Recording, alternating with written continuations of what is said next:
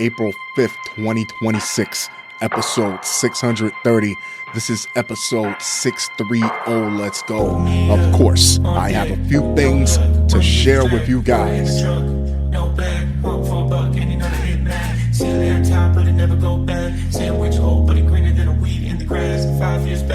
Shall we?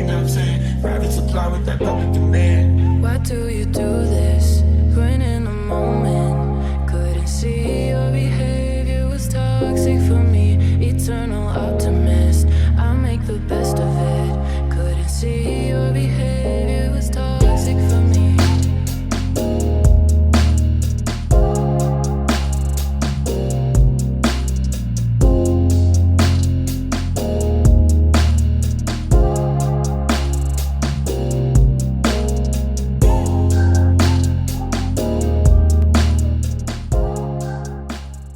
Minnesota pilot's wife Jennifer Lieber sentenced for fatally shooting cousin turned lover inside mansion during drunk tirade. You were in the house for 4 minutes in the kitchen area. Where was Jennifer? She was right by me.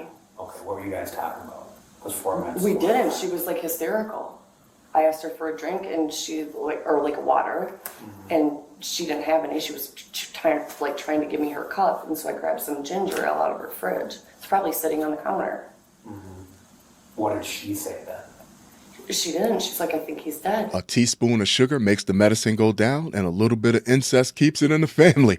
I did not know that's how y'all got down up there in Minnesota. Her husband was a pilot. It's much more of a flex. It's much more prestigious to tell everyone at your reunion that your husband is a pilot rather than telling everyone that you're in a relationship with your cousin. But don't worry, it's not weird or anything. We just hook up over drinks from time to time. The options couldn't have come down to just you and Cuzzo having some sort of Lady in the Tramp moment back there in the pool house. Women left to their own decisions. Am I right, ladies? The estranged wife of a Delta Airlines pilot fatally shot her cousin turned live-in boyfriend. We like family, baby. Kissing cousins during a late night drunken rampage, and cried to cops that she really effed up before they found his bloodied body. Jennifer Lynn Lieber was sentenced to 25 and a half years in jail on Tuesday after she was found guilty of second-degree murder in the killing of David J. Nanovich inside her $1.7 million Minnesota mansion. Lieber had been drinking beer and blackberry brandy. Gross. How much you want to bet it was LaRue blackberry brandy inside her Scott County home, watching TV with Nanovich and his 10-year-old son when she became agitated and grabbed a handgun on March 4th, 2024, according to court records viewed by the Post. Lieber had allowed Nanovich, her cousin, to stay in her pool house with her son while she was splitting from her husband. Yeah, you can stay here. You can stay in the pool house, but you got to do something for me. During his stay, the two became close and began a romantic relationship with one another, court documents claim. And it doesn't specify that the reason that her and her husband was on the outs was because of this relationship. Let's be clear about that. So, what is David and Jennifer's relationship? Okay, so it's kind of confusing. So try to follow me here. Dave's mom is Jen's aunt. Listen, if you didn't know in 2026 that you shouldn't sleep with your cousin, now you know. Consider yourself today years old when you found out that you shouldn't sleep with your cousin. If you are sleeping with your cousin, stop it right now. This wasn't like you met a guy, slept with them, then later on found out that you were related. That would be bad too. But this was consensual, deliberate cousin humping. There is no good that could have ever come out of this. Even in the event that there might have been a shot at reconciliation in the marriage, this would have killed it on the vine. Nanovich's son told police that Lieber called her close lover, racial slurs, and hurtful things during the tirade. Now, the witness, the lady during the interview, said that Dave's mom is Jen's aunt, but they aren't blood related. I don't know how that works or if it even works at all, but they were definitely playing the margins, revealing that she had been abusive to Nanovich and compared living in the home to living in hell. According to the arrest documents, Nanovich and his son managed to escape escaped the home, fleeing to the pool house where they were staying, and that's where they should have stayed. It's not a guarantee that she wouldn't have come to the pool house, but you can't tempt fate going to the main house, the mansion proper, and trying to interact with her while she's at this heightened drunken state. At one point, Lieber's biological children went to the detached structure where they asked Nanovich to check on the dogs inside the home. The father-son duo attempted to return to the house, but were met by Lieber, who again threatened them before firing a shot, missing everyone. She's out of control. During a second attempt to check on the home, the 45-year-old father went inside but never returned to his son. Lieber's sons called her soon-to-be ex-husband, Stuart Lieber, saying their mother was not acting normal. Stuart Lieber, a pilot for Delta, and the ink on that divorce cannot dry fast enough for Stuart, called 911, requested a wellness check by police. Police arrived to find Lieber outside her home, sobbing and with her hands in the air, claiming she really effed up. Yeah, she did. Officers entered the home and found Nanovich lying unresponsive at the bottom of the basement stairs. He was covered in blood with a handgun next to him. Damn. I mean, you know them. We I don't. do. What do you think happened?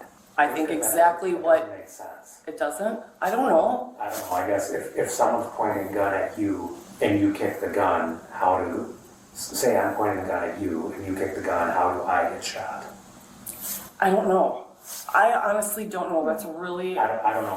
And that's. You're the. Speculating. Honestly, I really don't think that she would ever do anything to hurt him, ever. What's especially disturbing about this already disheartening story is that the children of the household had to experience this firsthand. If it wasn't for that 10-year-old who was pretty much on the front lines for the whole ordeal, if he didn't sound the alarm to get the other two children to call the estranged husband Stuart, and then Stuart calling the police for that welfare check, there's a very good chance that Jennifer would have either killed herself or tried to kill herself. At least now, the only silver lining is that she's going to get help. She's going to get some prison time, but she's going to get help also, and at least these children still have a mom. Lieber told police that she kicked the gun out of Nanovich's hands during a confrontation, and the weapon went off, striking Nanovich. I don't believe that. I would believe that she either shot him outright in some drunken rage, or she shot him in the process of him wrestling with her for the firearm, but at no point do I think he had a firearm in his possession. I loved him, she said. Ew, because it's not like cousin love. It's like cousin loving love. Officials ruled Nanovich died from a gunshot wound to the forehead. Yeah, I think she shot him outright. Fired at close range. She was convicted of second-degree murder on January 30th, following a 2-week trial. This was a tragic and preventable act of violence. Yes, it was. Scott County Attorney Ron Hocevar added, "We are grateful for the work of law enforcement and the jury in holding the defendant accountable. While today's sentencing cannot undo the harm caused, this was messed up. We hope it brings," this was one of the more messed up stories I've seen in a long time. "We hope it brings some measure of justice to the victim's family." Lieber will serve over 16 years in prison before serving the remainder of her sentence on supervised release. Do you think that's a light sentence, or do you think it's about right? Let me know in the comments. She will be credited with 232 days of time served. The relationship between David Joseph Nanovic and Jennifer Lynn Lieber was both romantic and deeply complicated, marked by tension and conflict that had been building for months. David and his 10-year-old son James had moved into Jennifer's home after the tragic death of David's previous girlfriend, and their living arrangement quickly became volatile. James would later describe the household as living in hell, with frequent arguments, verbal threats, and physical confrontations between David and Jennifer. Leave me alone. Go away and stop antagonizing me. What do you want? I want you to go back to your house, both of you, and leave me alone. We both cannot leave unless we call me the alone. police. Because you have threatened your life. I have not. Numerous times. Leave me alone. Go. Of course, I'd love to hear your thoughts on this. I love to hear your opinions on this. I'm out of my depth to say if these things are psychological, physiological, or hell, even spiritual. But there are so many stories that when people do things this extreme, as soon as the pull of the trigger, the knife, as soon as the body hits the floor, whatever the act of violence is, they immediately come back to their full senses and faculties to experience the full depth of what they've done. She immediately told the cop she messed up, which was a full 180 from her mind state just prior to this happening. I'ma make you live in hell. Boy, did that backfire on him. Man broke into ex's home to attack her after sending 250 text messages in one day. One day before 20-year-old Joshua Bermea burglarized his ex's home in November 2023, he texted his ex 250 times, threatening to kill her. Leading up to this, the woman first reported to New Braunfels police in September 2023 that Bermea was following her in his vehicle and making threats. She also told officers he threatened to crash into her vehicle. Then 2 months later, Bermea sent 250 messages to his ex, some threatening to kill her and hurt her family. That next day, the woman called police saying Bermea broke into her home and assaulted her, at one point choking her. After leaving, Bermea sent her another message saying no one was there to protect her and he'll be back to finish the job. Listen, not to seem selfish or anything, but this makes me look great. This definitely puts me on the other side of that stalker spectrum because you won't get not one text message from me if you tell me it's over. I'm not asking for any explanations. I would probably be like, oh good, something just freed itself off my schedule, then go take a nap. This makes me feel better about not having those sort of attachments. In that time for text, that wasted time, that time that eventually turned into prison time. And mind you, at 50 years, each text rounds out to about 73 days of jail time. You could do 250 push-ups. You could do 250 sit-ups. Hell, you could say 250 Hail Marys. If you have the faith, the possibilities are endless. Hell, you could have DM'd 250 potential new girlfriends. It's a world of options. A Texas man will spend several decades behind bars after abusing a woman he once dated, according to Lone Star State authorities. He got 40 years for the assault and then another 10 years for drug possession, I believe. On Thursday, Joshua Bermea, only 20 years old, pleaded guilty to one count of burglary of a habitation with intent to commit a felony other than theft. He also pleaded guilty to a separate drug offense. The defendant was swiftly sentenced by 274th District Court Judge Gary Steele to 40 years in prison for the burglary conviction with an additional 10 years for the drug-related conviction. The court assessed the sentences to run consecutively or one after another. So that means after he does his 40 years, then they'll send him to do the other 10 years as opposed to running concurrently when both sentences will run on the same time frame. The underlying incidents date back to the fall of 2023, according to a press release issued by the Como County District Attorney's Office after the woman dumped the defendant. Good for her. Bermea continued to harass and threaten her. Authorities said, you gotta leave her alone. You're 20 years old, you hit the gym, you read some books, you go for that better job position, then you come back, you work on a couple more relationships. It's like building a skill. It's like building a muscle being in relationships. You're not gonna fall in love with the first woman you meet. You're not gonna spend the rest of your life with the first woman that you date. It's possible, but it's a fairy tale to think that it's gonna end like that every time. Here's a little bit of wisdom from someone who just doesn't care about you at all. You don't have to get help. That's superstition. That's just a suggestion. That's new age philosophy, self-help crap. Here's what you do. You stay yourself. Never pivot, never change. How else will a woman learn to love the real you if you keep reinventing yourself? But you don't give the same old girlfriend the same old issues. That's when it becomes problematic. Get a new girlfriend every time so the problems are brand new for her.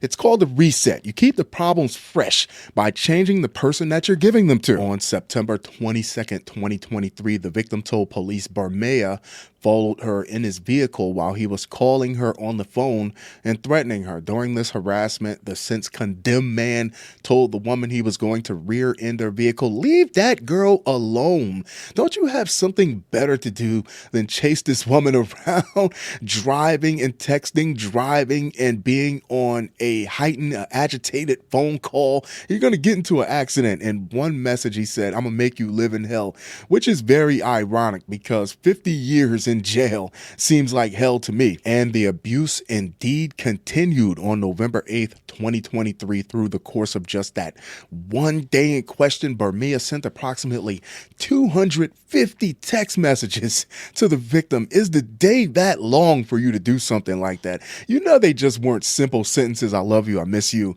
Let's get back together. Call me, please. I need the tube to come home. They were complete paragraphs, 1,000 characters and better. Many of those messages were threatening, aggressive, and derogatory. Prosecutor said, I bet. Specifically, the defendant threatened to kill the victim, hurt her family, and slash the tires on her vehicle. Leave that woman alone. Go on and live your life. In one message, the defendant told the woman, I'm going to hurt the expletive out of you. Just expletive. Wait, and this is where it gets very concerning. This is where it gets very scary because these type of people, clearly they don't respect boundaries. They're not going to respect the piece of paper from the court saying stay away. They're not going to respect that at all. They only respect the bullet in the head or if the police forcefully takes them away. And most of the time, the police don't get to them in time until they've actually hurt that person that needs the protecting. It's very concerning. On November 9th, 2023, the woman reported that she had been assaulted by Bermea, according to the New Braunfels Police Department. I bet leaving her alone, you know somebody either in your corner or from her family side told you to leave that woman alone so many times before it came to this. I bet you it doesn't seem like a bad idea now as you're telling your story to your new jailhouse spouse, playing the tape over and over in your head. At 20, think about it, at 20, even if you don't do the whole 50 years, you'll have done more time in jail than you have lived your life as a free man. Do you know what hell really is? I don't, but I'm pretty sure living under a bunch of grown men's farts for the next few decades is pretty damn close. Sarah Simone, one day before the burglary happened in November of 2023, 20-year-old Joshua Bermea sent his ex 250 messages threatening to kill her.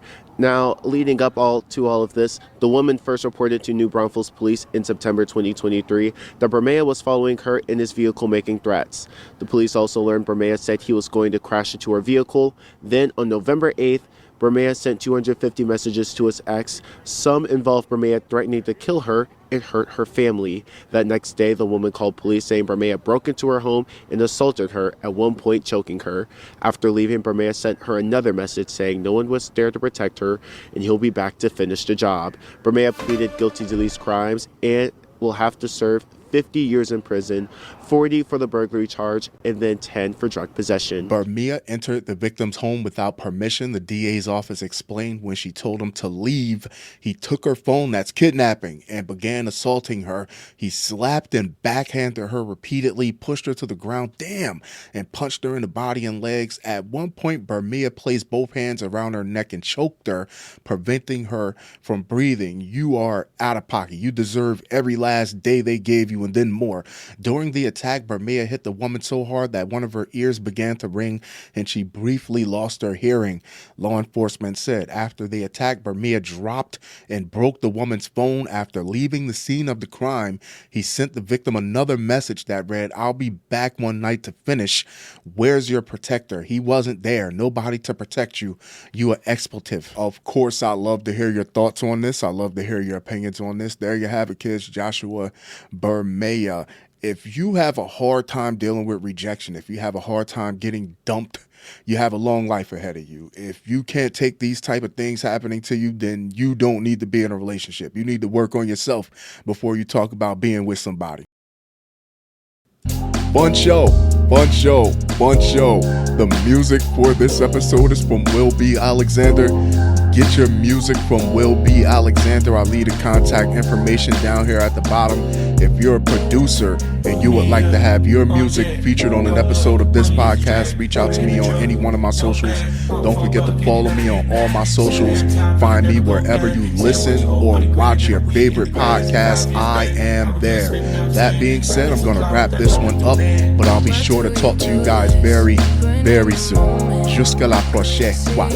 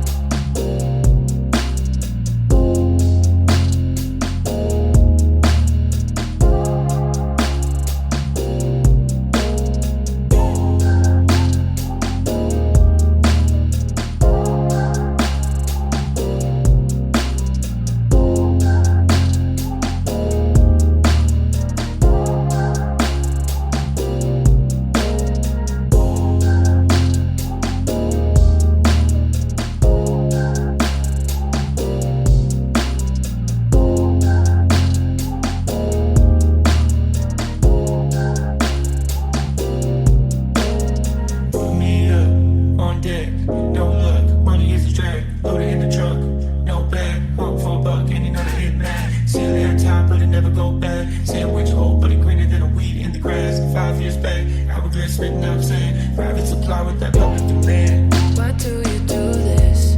When in the moment, couldn't see your behavior was toxic for me. Eternal optimist, I make the best of it. Couldn't see your behavior was toxic for me.